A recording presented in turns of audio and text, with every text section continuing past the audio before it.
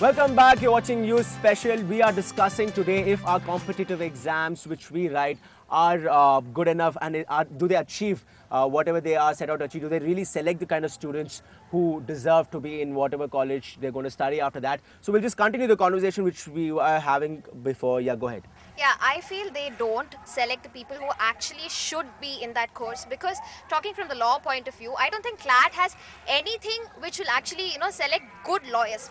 For a lawyer, you need to argue well, you need to write well, you need to know legal principles, you need to think in the legal angle. But what they're asking us to do is balance equations, do trigonometry, and ask, history-oriented questions, which is of absolutely no use. No, so but if you know your history, it's good, right? Especially if you're a lawyer. History which is useful, not history which nobody wants to know. It's of no use in your career at all. So basically, people who mug up have always mugged up in their life and who've done nothing practical oriented will get into all these. All right, 1 minute, yeah. To contradict your point first, Lord Mansfield says that history is really, really important for a lawyer. You can't learn, actually we have the quote, law can't be learned without other social sciences. That is one point. Lord Mansfield says you need history. You can't survive without that to do law. And one more thing is about the point which was made earlier, mugging up. See, our higher secondary patterns, when we take Tamil Nadu or when we take India in general, people in the 11th and 12th standard mug up a lot. We have these competitive exams to select people who are good. And to actually do that, that's the question. There are people who get through even mugging up in these competitive exams, which is kind of sad, don't you think so? It is not like that, because when we take AIEEE and all that, they point out the important field where the question would come. But you're not going to get the exact question. They just point out the field, but then you should have the knowledge, you should have the aptitude to apply your mind to find out what is the right answer. All right, okay. But what I'm saying is the pattern of questioning does not pick the best, because okay, let's take AIEEE.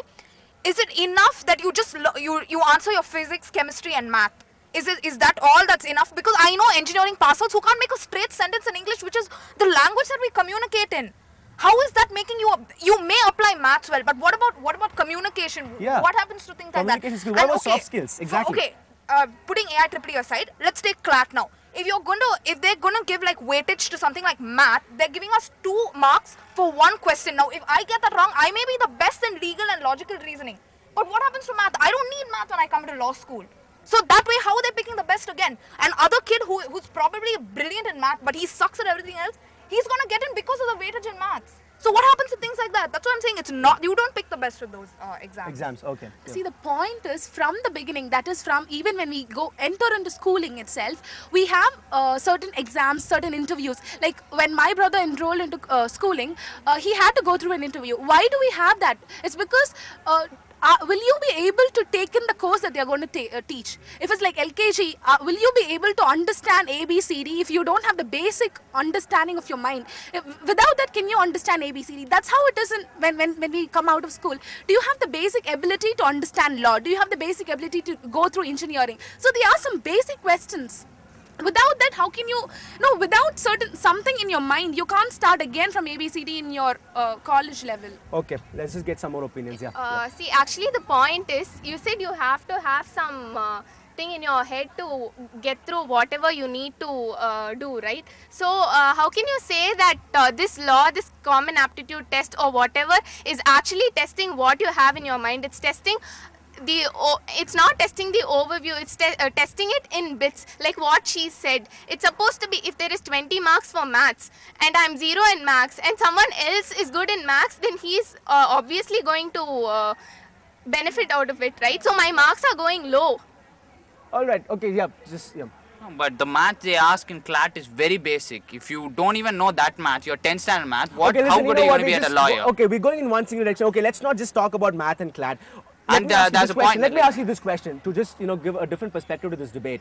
See, education is all about bringing out good citizens. Yeah. Okay, competitive exams are designed to channel students into a particular field which they're interested in. CLAT for law, engineer, JEE, AIEEE, TNPC, all those things for engineering. You have medical, those things. But ultimately, it's about making you a good citizen in whatever field you are in.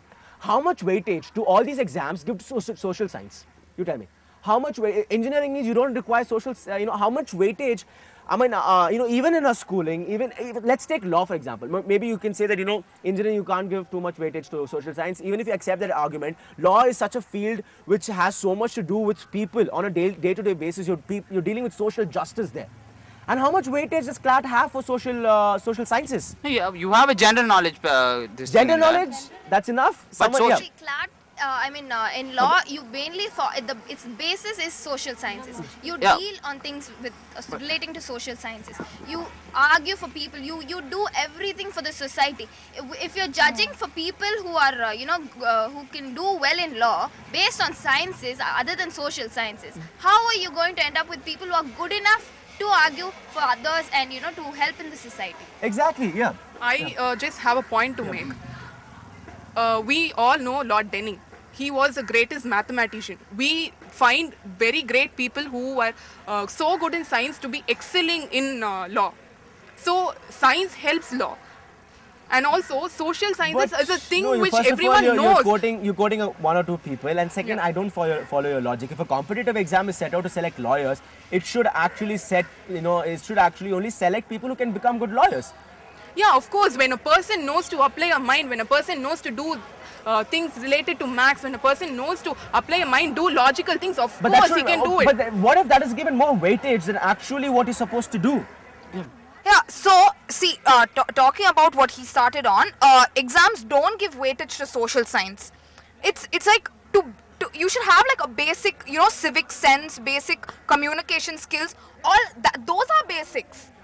Not application. Everything doesn't have to be with application. There has to be some... An application? No, seriously, if you are talking about application, frankly tell me, a person who's written AIEEE or JEE or something, do you really think he can necessarily actually apply those things in real life?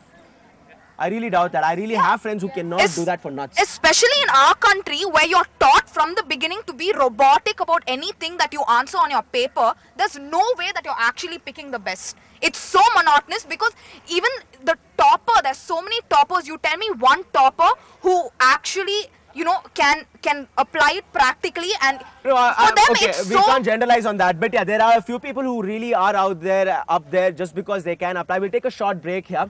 We'll come back and we'll continue this debate and also ask that if not these tests, then what else can we do? That is also a very important question. Keep watching your special. We'll be right back.